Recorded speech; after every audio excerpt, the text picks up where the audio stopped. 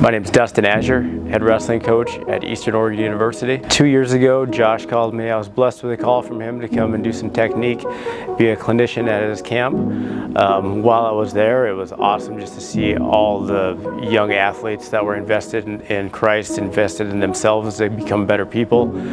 I was challenged at the time by one of my current athletes, Braden Carson. My name is Braden Carson. I'm a junior at Eastern Oregon University and I wrestle. I don't know exactly if Azure knew what he was getting into.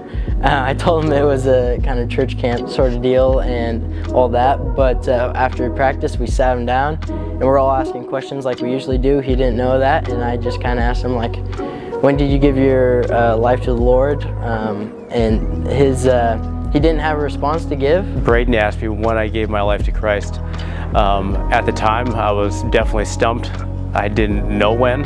After the ride home, it's a 2.5 hour drive home, a little bit of window time and thinking, I realized that that was the time. I started investing more in myself with Christ and putting it more in my life, in my family's life, and started bringing it into our wrestling program as well. Yeah, so he calls me after camp and he kind of just says, like, I really love the camp. I was super inspired, like, just especially in my own faith.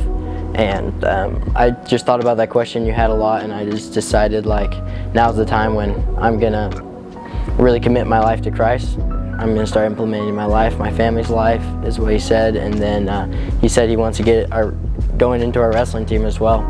With our program, I always tell them they're in control of this program. I'm here to give them some tools. From there, they took the reins. They have control of it. Started an FCA group on campus, started an FCA group within our wrestling program, and it's continuing to grow. It's a known thing that every Wednesday we come in, we have a little Bible study after practice.